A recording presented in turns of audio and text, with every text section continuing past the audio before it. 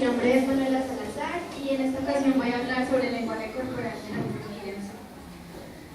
El lenguaje es único en cada ser humano, pero hay comportamientos repetitivos que nos permiten crear medidas estándares para detectar las mentiras. El primer tip se llama repetir la pregunta. Cuando al mentiroso se le hace una pregunta, es muy común que éste la repita fingiendo que no entendió la pregunta. Por ejemplo, Andrea le pregunta a Camilo, Camilo, ¿dónde estuviste anoche? Y Camilo le responde, ¿anoche? ¿Quién? ¿Yo? Es muy común que Camilo repita la pregunta porque para mentir necesitamos dos cosas, creatividad y tiempo. Tiempo es algo que Camilo no tiene cuando Andrea le pregunta. Así que instintivamente repite la pregunta para ganar así sea un segundo o dos para poder pensar en una respuesta que no lo comprometa. Como puede repetir la pregunta, puede agregar una muletilla. Las muletillas reflejan inseguridades. Esto pasa porque tenemos tres niveles de conciencia: el consciente, el subconsciente y el inconsciente. El consciente es el nivel mental en el cual somos dueños de nuestras acciones y comportamientos. Pero en el subconsciente reprimimos todos esos anhelos o esas cosas que simplemente no podemos mostrar a la sociedad, por lo que el subconsciente es denominado por los psicoanalistas como mi verdadero yo. Así que cuando estamos diciendo una mentira, nuestro consciente trata de inventar una respuesta, pero nuestro subconsciente nos recuerda que no puede ser engañado porque es nuestro verdadero yo. Así que hay una lucha en nuestro interior. Parte de nosotros quiere decir una mentira, pero parte de nosotros nos recuerda que no podemos ser engañados. Y ahí es cuando reflejamos esas inseguridades. El siguiente tip se llama la boca que pica. Está comprobado que los micropicores de la nariz y la comisura de los labios están íntimamente relacionadas con el mentir. Así que es muy común que cuando alguien mienta, siempre se toque alguna parte de la cara. Pero tenemos que estar muy atentas a estas señales, así que lo más importante antes de comenzar un interrogatorio es analizar a la persona y analizar sus comportamientos previos. Así, cuando cambie de conducta va a ser mucho más fácil percibirlo. El siguiente tip se llama los ojos fijos. Todos hemos escuchado el mito de que cuando una persona miente nunca puede mirar fijamente a los ojos de su interlocutor.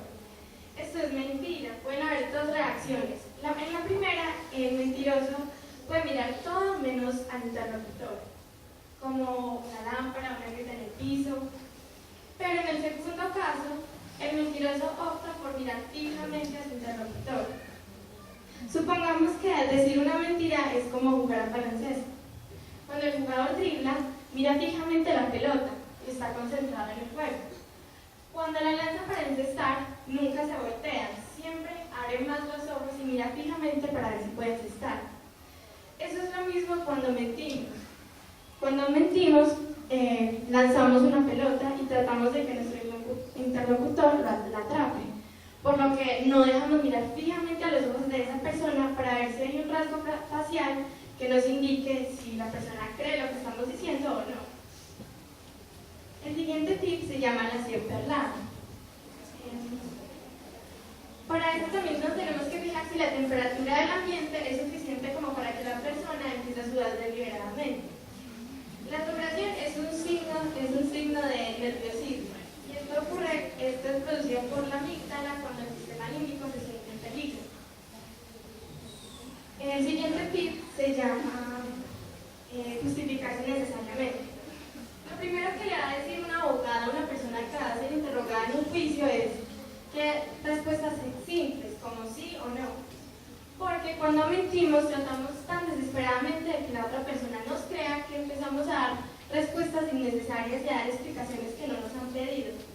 Por ejemplo, si el policía llega y le pregunta a Andrea, ¿dónde estuviste la noche que asesinaron a Camilo? Y Andrea le responde, estaba en mi casa porque mi mamá me recogió en la otra casa de mi abuela y luego había mucho tráfico, luego llegué y vimos una película de Toy Story. Lo primero que le va a preguntar el oficial es a qué hora llega la película, va a verificar cuánto se demora la ruta entre la casa de la abuela y la casa de Andrea, va a verificar muchas cosas y simple, sino que se justificó innecesariamente, tratando desesperadamente de que el policía le creyera. El siguiente tip se llama el bajar el tono de voz.